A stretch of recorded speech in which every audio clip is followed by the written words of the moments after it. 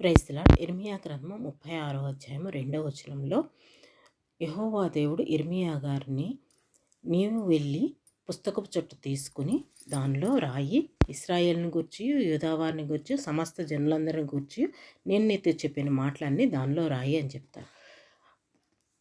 ఇర్మియా గారు బారూకుని పిలిచి, ఇర్మియా బారూకుకు ఆజ్ఞ ఇస్తాడు, నేను యెహోవా మందిరంలోనికి రాకుండా నిర్బంధింపబడితిని, కాబట్టి నీవు వెళ్ళి ఉపవాస దినమున యెహోవా మందిరంలో ప్రజలకు వినబడినట్లు నేను చెప్పగా నీవు పుస్తకములో రాసిన యెహోవా మాటలను చదివి వినిపించు అని. దేవుడు మాటలు చెప్పేటప్పుడు దేవుడు పంపించిన వారిని కూడా నిర్బంధింపబడతారు.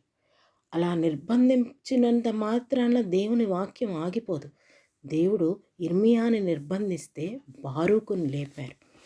దేవుడు ఆయన మిమ్మల్ని నన్ను రక్షించాలన్నదే ఆయన అభిలాష.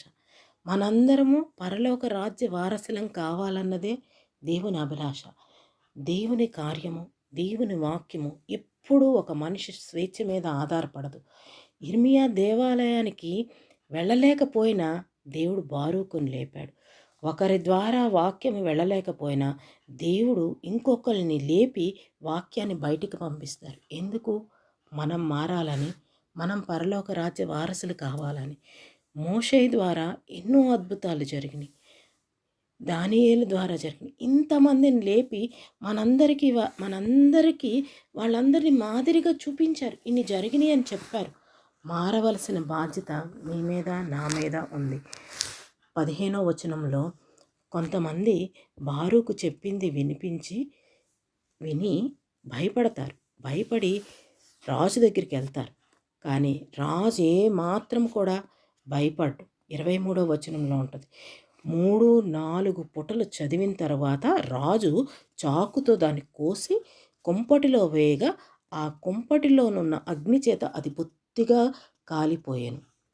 అది బొత్తిగా కాలిపోయిందంట. దేవుని సువార్తని కాల్ చేస్తే ఆగిపోతుందా? ఆగదు.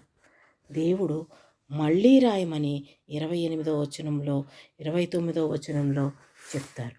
అయినా కూడా వాళ్ళెవ్వరూ దేవుని మాట వినరు.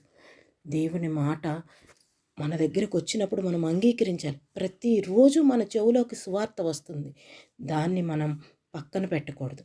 మనందరం దేవుడు చెప్పిన మాటలు విని దేవుడితో పాటుగా నడిచి ఆయన మార్గంలో నడిస్తే నిత్య జీవ వారసులం అవుతాము. మనందరికీ పరలోక రాజ్యం ఇస్తాడు దేవుడు.